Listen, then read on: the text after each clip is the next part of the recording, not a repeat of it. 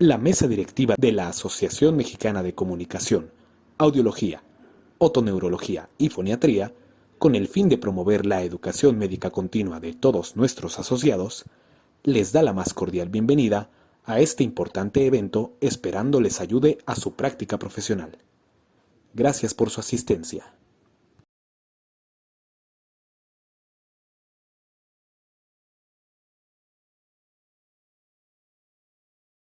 Del trasfondo probable de la enfermedad de Meniere. Antes de este paper no existía nada.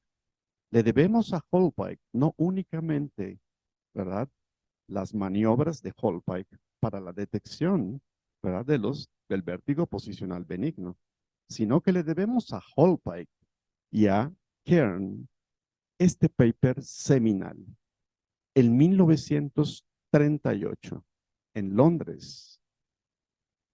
Igual históricamente, 2 años antes Isabel II había asumido el trono. Creo que le hubiera importado muy poco a Isabel II lo que hubiera pasado, ¿verdad? Pero más sin embargo es interesante el contexto histórico. Bueno, pues este paper es el primero que describe y define que la enfermedad de Meniere o la maladie de Meniere pudiera deberse a una expansión extrema del espacio endolinfático. Bueno, entonces, este paper es fabuloso, interesantísimo y es el primero de todos. Vean ustedes, este es uno de los cortes fotografiados y publicados en este paper de 1938. Este es un sujeto, bueno, es una cóclea normal. Vean ustedes a la membrana de Reisner, se encuentra en su ángulo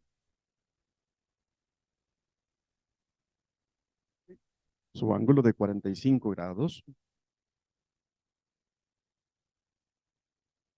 en su ángulo de 45 grados, normal por completo. Aquí vemos un oído hidrópico. Vean ustedes, también lo encontraron, es un hueso temporal en donde se observa que la cóclea está completamente desplazada, la membrana de Reisner está completamente desplazada hacia el laberinto óseo, ¿verdad? Y en proyección directa hacia la helicotrema. Este es un diagrama creado por el propio Holpike, en donde se esquematiza lo que está ocurriendo. Según la ley, la ley física de Pascal, en un espacio cerrado, el contenido en forma uniforme llena el continente. Entonces, si tenemos aquí el espacio subaracnoideo que está comunicado con el oído interno a través del ducto perilinfático, es entonces cuando en el espacio endolinfático comienza a crecer por volumen, este desorden presión-volumen, vean ustedes en un sujeto normal, la teorización, y en un paciente con Meniere, ¿qué es lo que ocurre?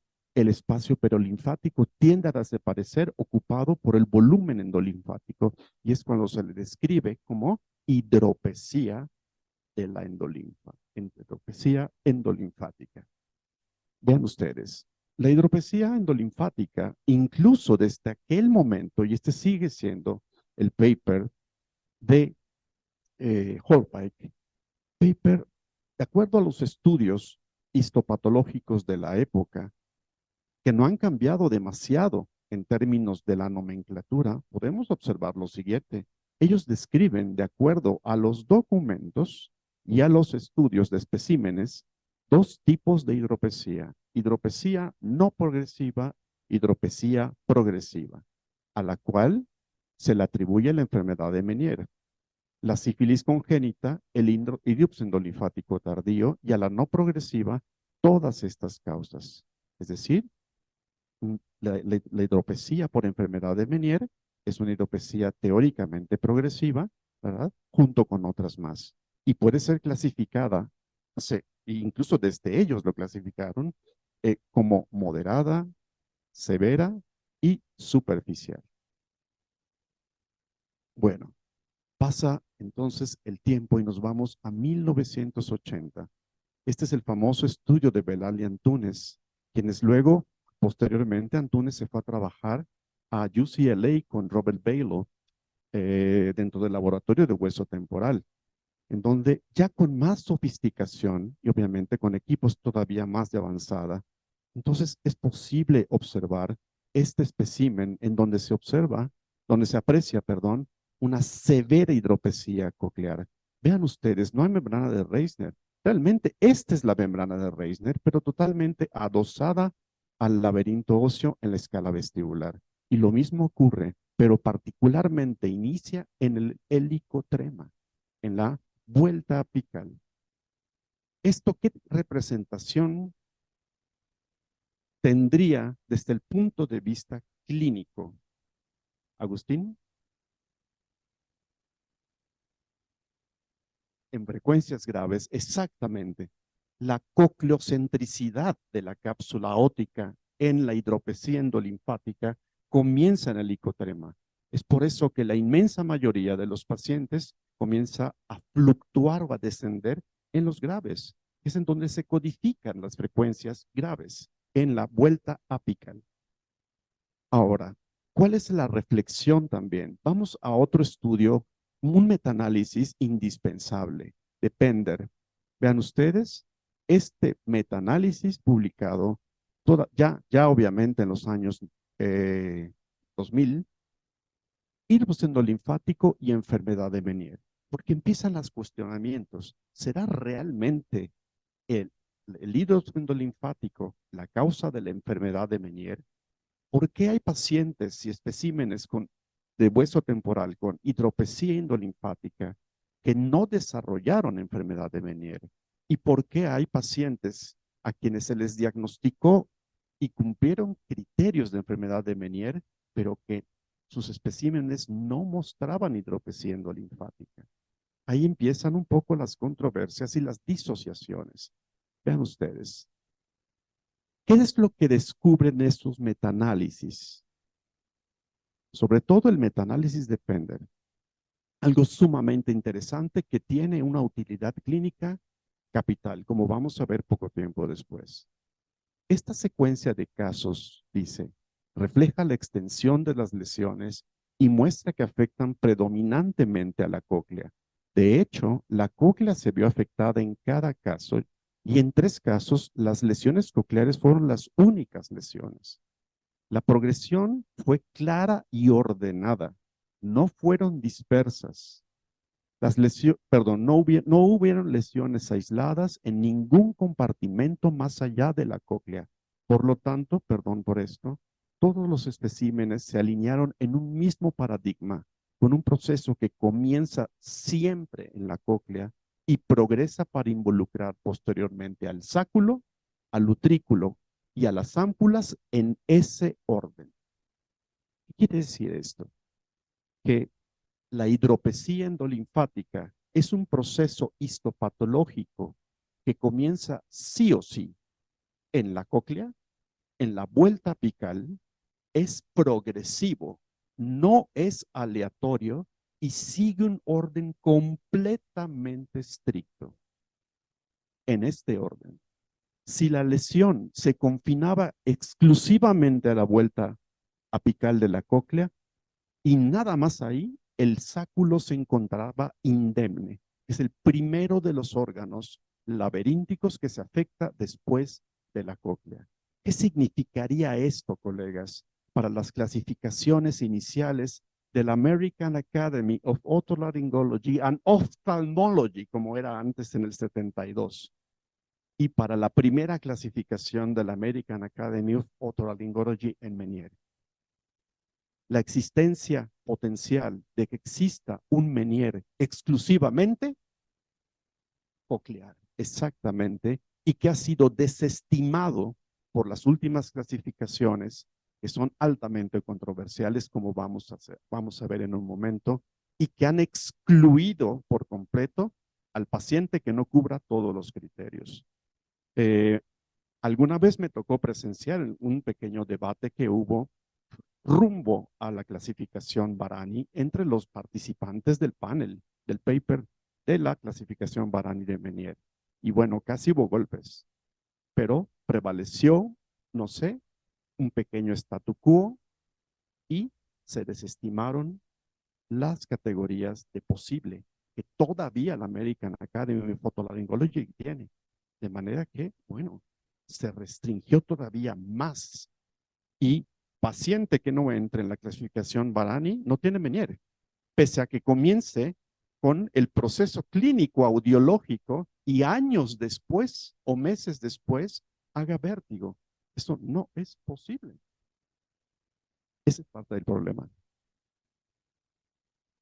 Vean ustedes la fisiopatogenia de la hidropesía endolinfática. Este es un paper igual, esta es una gráfica tomada igual del documento de Pender. Vean ustedes todos los metaanálisis que él utilizó, todos los papers que él utilizó, de los primeros reportes, empezando con el de Holpike. Esto ha sido de un gran interés mundial, sobre todo en histopatología, en los alemanes y en los japoneses sobre todo. Los japoneses lideran muchísimo hoy en día el qué hacer en el Meniere. Y muchos lo sabrán cuando hablemos del último punto tópico, del tópico final de esta charla. Vean ustedes, todos estos casos conforman este metaanálisis, pero de los primeros reportes, antes de 1960. Vean ustedes, no hay muchos casos, es cierto, son 26 casos, pero todos los 26 casos tenían aflexión en la cóclea. Solo 23 en el sáculo, 16 en el utrículo y 3 en las ámpulas, en las máculas, perdón, en las ámpulas de las crestas ampulares. ¿Qué quiere decir esto? Que la afección de los canales semicirculares es lo último en ocurrir, ¿verdad?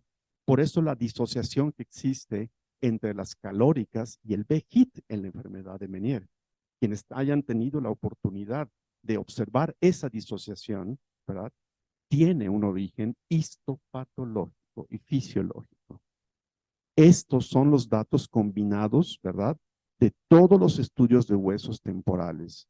Vean ustedes, todos los estudios, obviamente, de 1960 a la fecha. Las colecciones del House Ear Clinic, la colección de Minnesota, la colección del Boston Mass Eye and Ear, la colección nuevamente de Minnesota, revisada, y la colección de Massachusetts.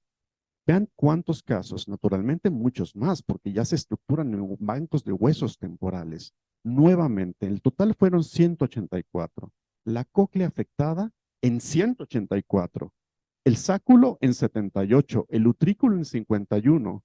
Las ámpulas de los canales semicirculares apenas en 12 casos y los canales en forma aislada o la cruz común en 2 apenas. De manera que ¿qué enseñanza dirías? Uno de mis residentes está aquí. Luis, ¿está aquí? Ni modo, Agustín. ¿Qué enseñanza clínica te daría o qué reflexión clínica te daría, Agustín, el observar esto en un paciente que empieza con clínica de Meniere? ¿Qué esperarías? Vos alta.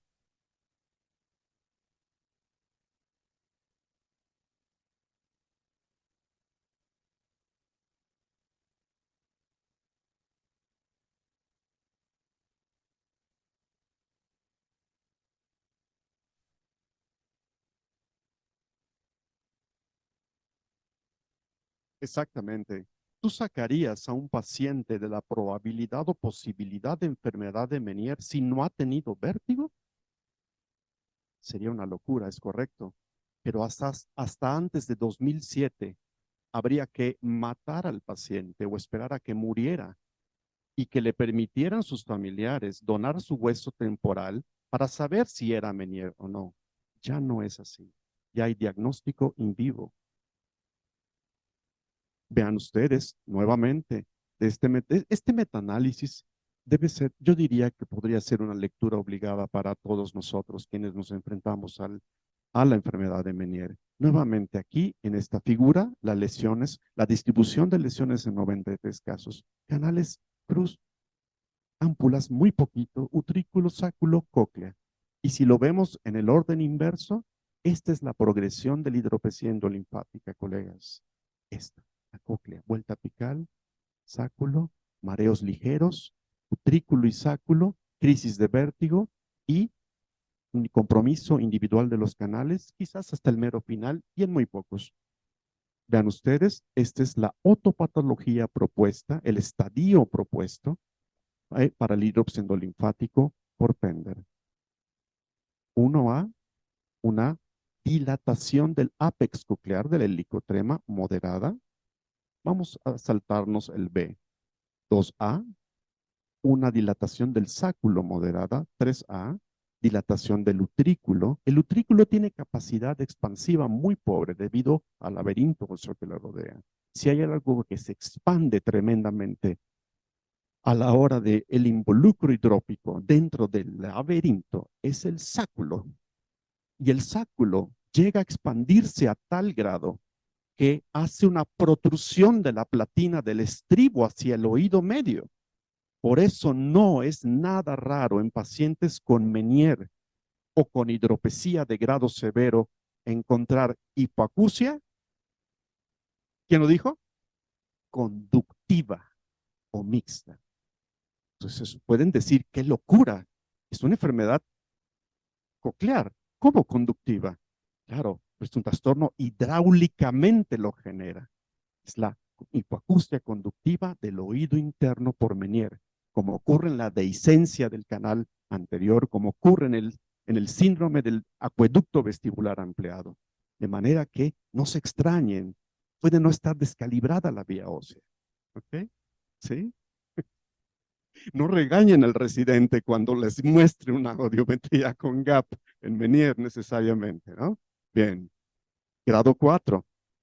Dilatación moderada de las ámpulas, dilatación moderada de los canales, ¿verdad? Y el grado 5, que es el grado más severo, una pronunciada dilatación de los canales, el laberinto membranoso pegado al hueso, herniación y ruptura.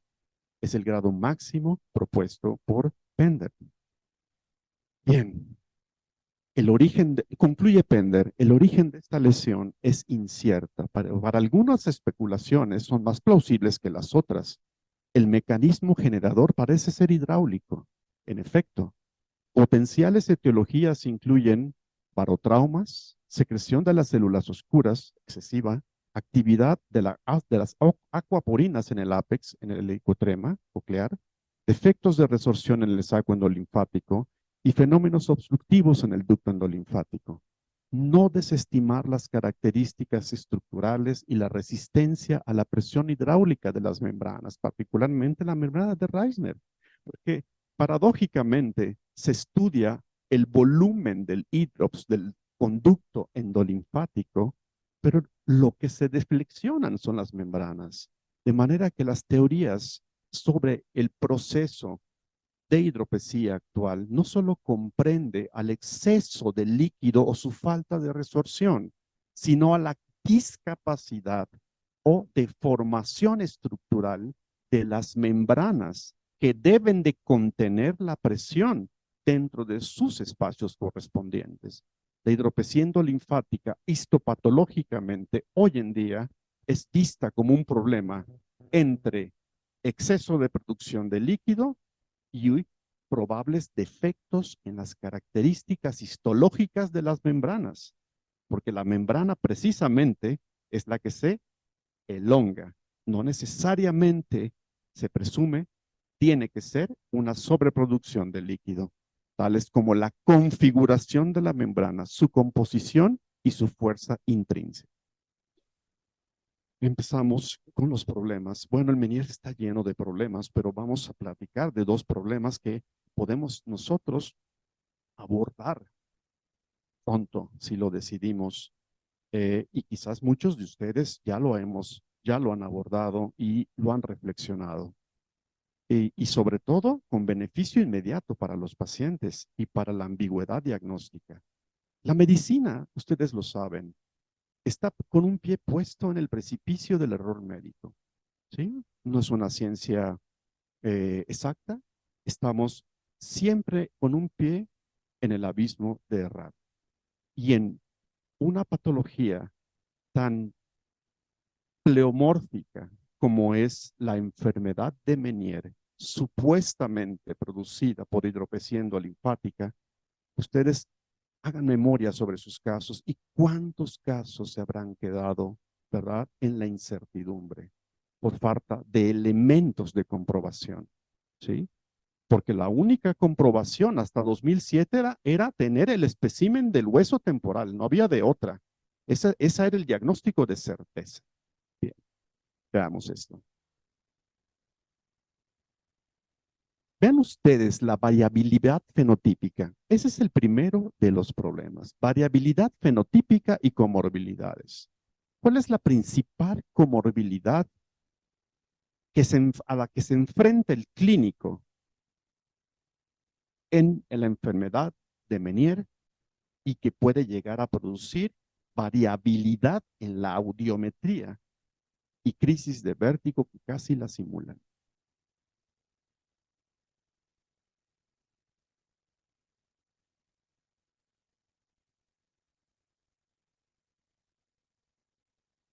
La gran imitadora,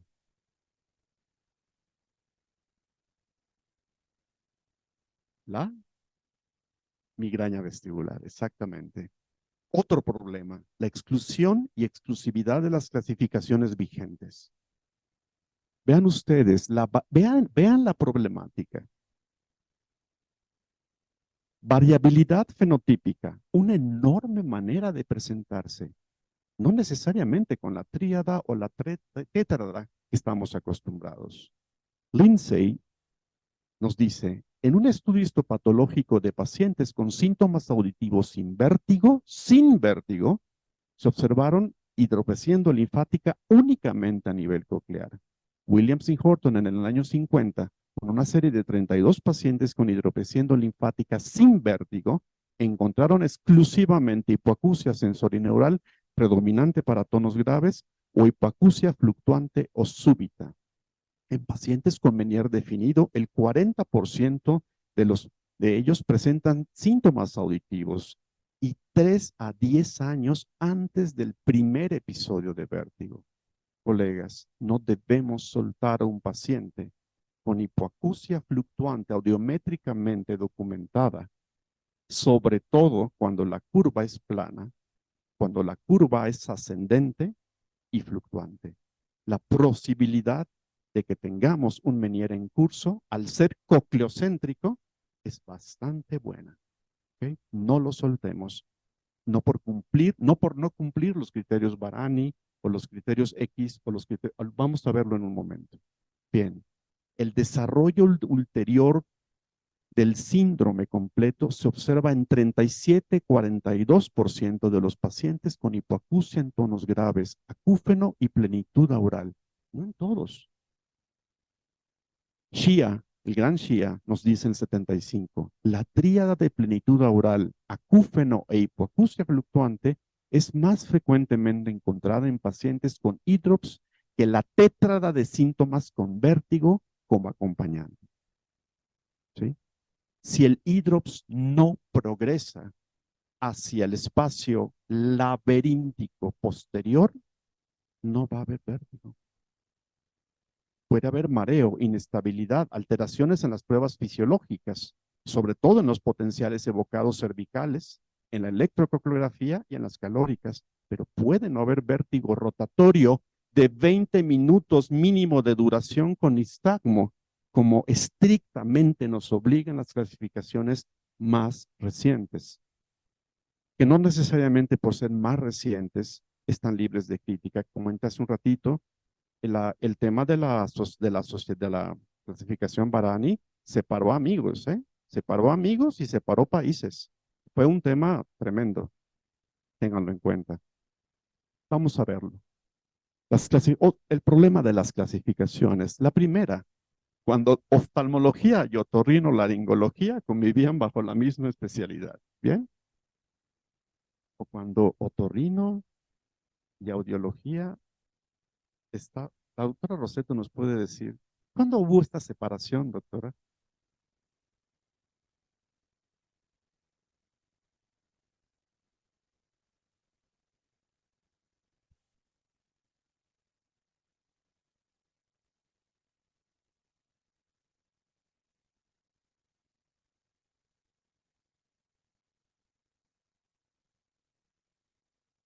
Esto es importante, colegas. No, no hay un micrófono extra,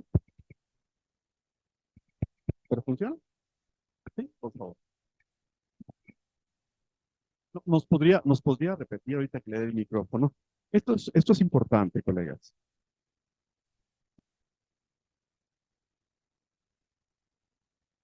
Les decía yo que los primeros audiólogos que se dieron en el país se pusieron dentro de la otorrinolaringología, cuando la sociedad estaba, los oftalmólogos también, como fue el doctor Salvador Durán, como fue la doctora Gabriela Torres, como fueron el doctor Pedro Berruecos también, todos ellos eran otorrinolaringólogos.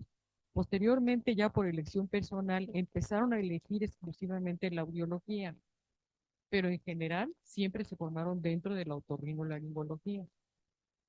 Muchas Y gracias. fue en los años 70 cuando esto se En los años 70. Más o menos un poco todavía. Así es. Exactamente, cuando se da la escisión entre otorrino, Ellos dos. ellos dos. Exacto, bien, muy bien.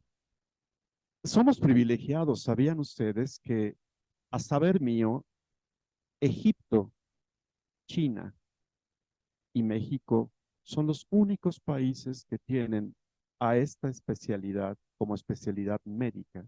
¿Sí? E Italia también. Italia también. Somos muy privilegiados. A veces no lo ponderamos, pero en verdad somos privilegiados en eso. Bueno, volviendo al tema.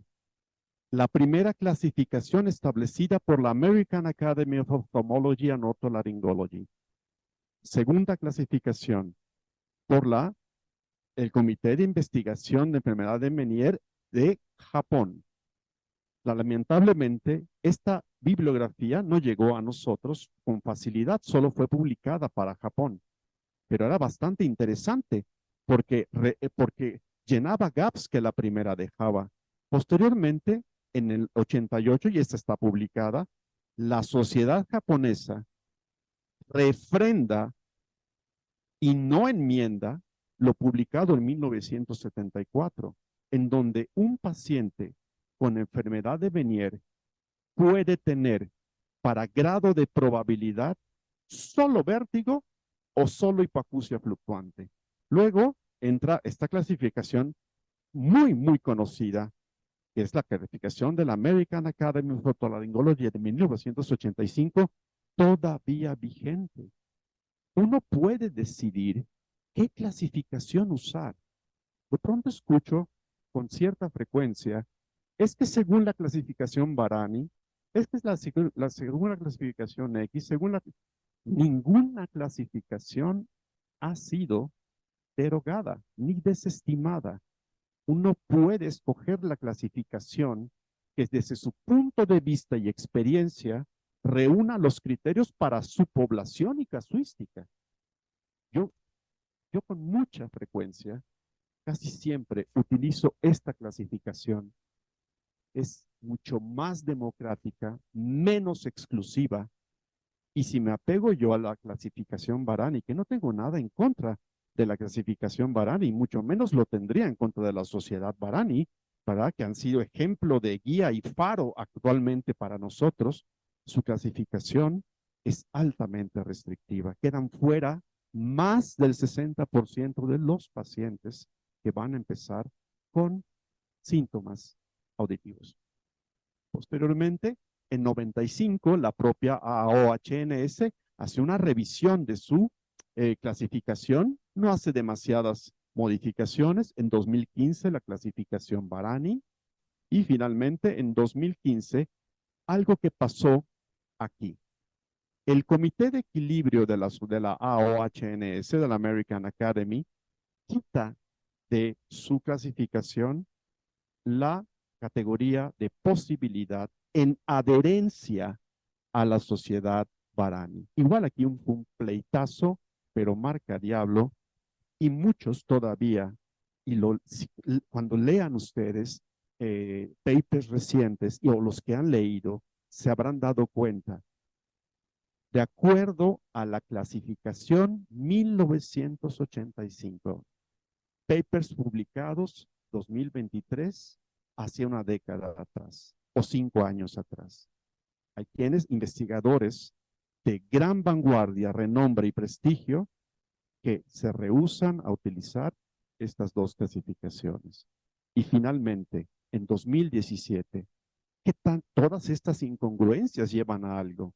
Al concepto nuevo de la enfermedad hidrópica del oído interno, más que una enfermedad de Meniere única como producto de hidropesía linfática.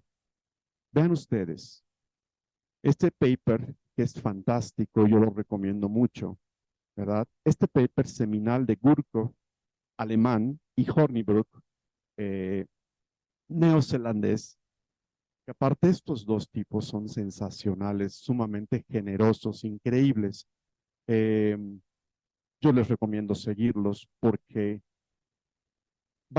se acerca un punto de quiebre en la clasificación del oído hidrópico. Vean ustedes, la terminología propuesta versus la antigua terminología. Enfermedad primaria hidrópica del oído interno. Puede tener una variable cocleovestibular. Antes se le llamaba enfermedad de Meniere definida o típica.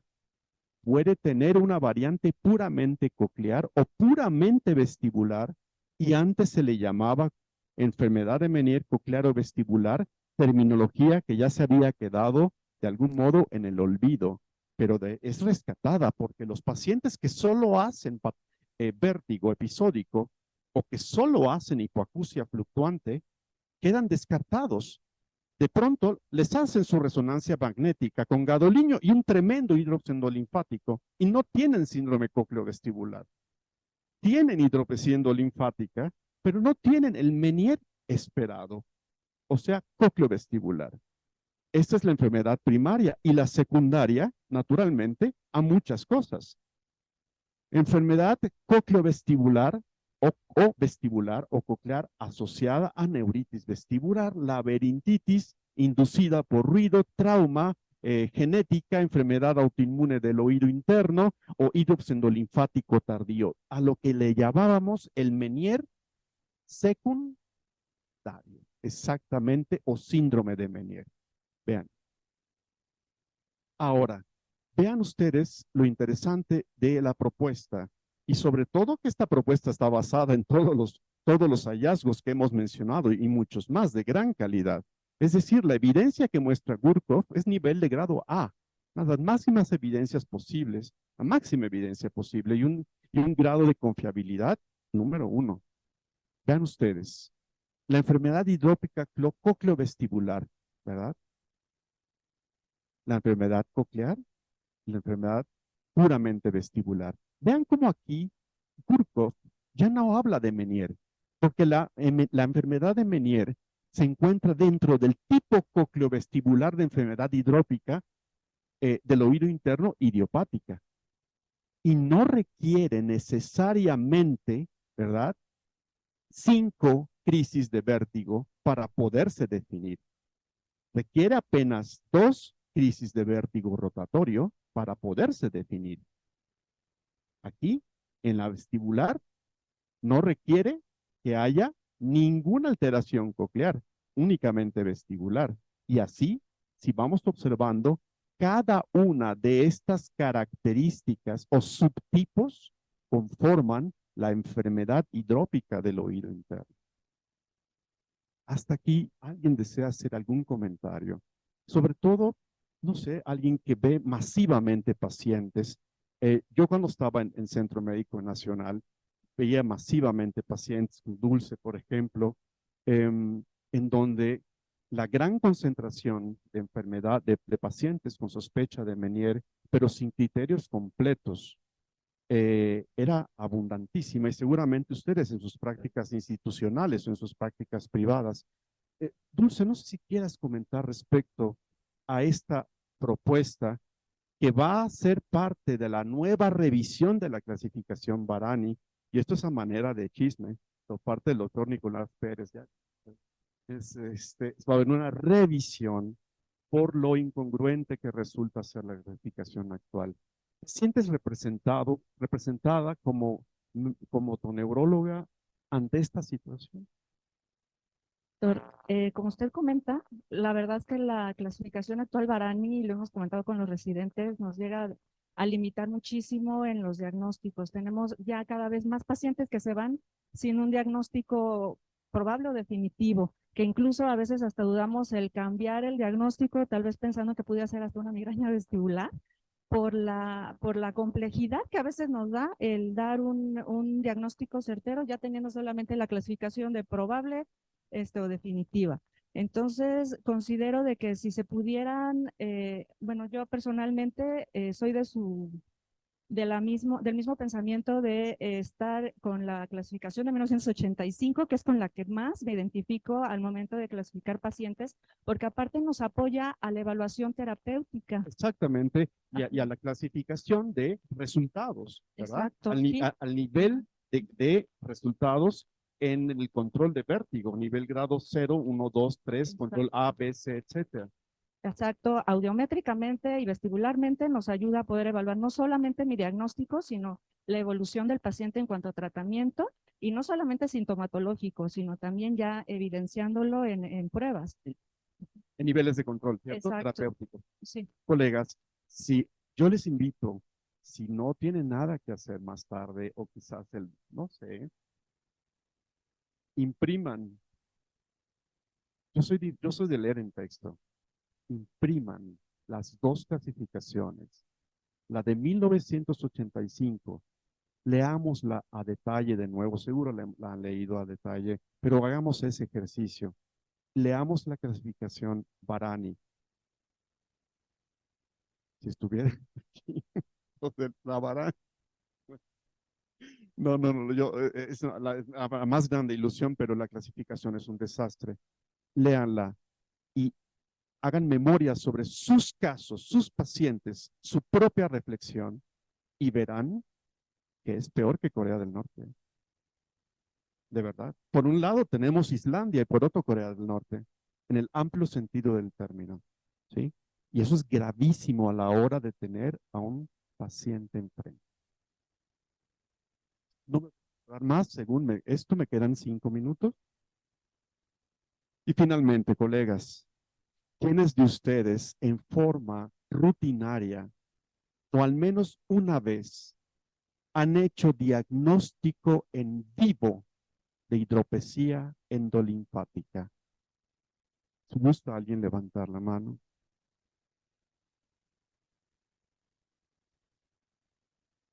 Bien. Está a la mano. Está a la mano en sus hospitales. No, lo van a hacer. Sí, sí, sí lo tienen. Quizás lo que haya falta es comunicación con el servicio de radiología. Vamos a ver. Este paper es seminal. Esto cambia todo. Visualización del hidrops endolinfático en pacientes con enfermedad de Meniere. Nakashima y Naganawa le vinieron a dar un giro de tuerca a todo lo conocido respecto a la hidropesía endolinfática, a las ambigüedades de una enfermedad de Meniere posible, probable, definida, que no fue, que quién sabe que cambió el diagnóstico, etcétera. Este paper de 2007 nos enseña todavía de manera rudimentaria y empleando apenas el 3D FLAIR, ¿verdad? Inversión de la recuperación en imagen, ¿sí? Que es posible determinar al oído hidrópico con clínica que tiene Meniere. Esto no se ve muy bien, hay deficiencia en el proyector como lo hay en la luz, pero creo que se lo pueden imaginar. Es un corte de resonancia magnética axial. Aquí tenemos a los ángulos pontocerebelosos. Imagínense, lo primero me lo estoy imaginando, ¿verdad? Bien, aquí está el laberinto derecho y el izquierdo. Colegas, ¿cuál laberinto? ¿Qué oído está hidrópico? El derecho, el que brilla más, ¿de acuerdo? Por FLAIR, ¿de acuerdo? Por FLAIR, el espacio endolinfático agrandado está brillante, ¿ok? En la secuencia FLAIR. Bien, ahora, esto coincide con la clínica del paciente, me quedan 2 minutos, con la clínica de este paciente. No hay duda que este paciente tenía una hidropesía endolinfática y una enfermedad de Meniere, este caso coclear. Nunca desarrolló vértigo. ¿Y la clasificación? ¿Ok? Siguiente. Nuevamente, Nagashima, Naganawa y Nagashima. Y vean ustedes, se sofistica un año después. Se añade la secuencia 3D de inversión de la recuperación empleando gadoliño intratimpánico, como en el primer paper. Gadoliño intratimpánico diluido 1:7, ¿sí? Y fotografiado por resonancia magnética 24 horas después. Ya se pueden ver los espacios. Vean ustedes las 3 rampas de la cóclea, ¿sí? Aquí están. Y también está afectado el laberinto posterior. Vean el sáculo qué dilatado está. Y aquí, al ser un estudio todavía más sofisticado, en donde se emplea otro tipo de secuencia, una secuencia de 3D, FLAIR, ¿qué observamos nosotros aquí? A mayor espacio, color negro, ¿sí? Oscuro, ¿sí? Hipointenso, mayor nivel de hidropesía, a diferencia del estudio utilizando la secuencia de FLAIR convencional. Vean ustedes, versus la técnica antigua. Ya podemos ver qué segmentos de la cóclea, pero mejor dicho, de la cápsula óptica están afectados. Nuevamente, Nakashima y Naganawa, hidroxendolinfático, revelado ahora por gadoliño intravenoso, 4 horas de espera y corre la prueba. Y en este caso es una prueba que ya utiliza una secuencia de 3D real de inversión de la recuperación. Y podemos observar lo siguiente, esto versus esto. Aquí están.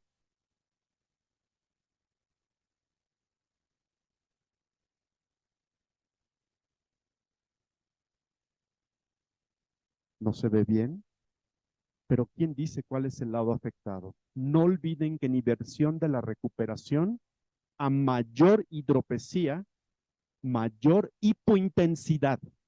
¿Cuál es el oído afectado? Este es el derecho y este es el izquierdo. ¿En dónde está la hidropesía?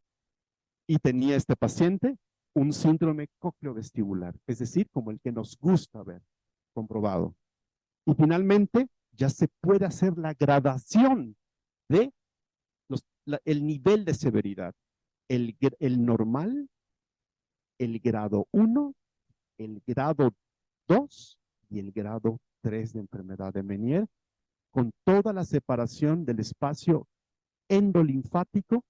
Aquí, en negro, el endolinfático, cómo va aplastando al espacio perilinfático. Y aquí no, y aquí sí. Y aquí un aplastamiento casi total. Toda la cóclea está ocupada por endolinfa, ¿sí?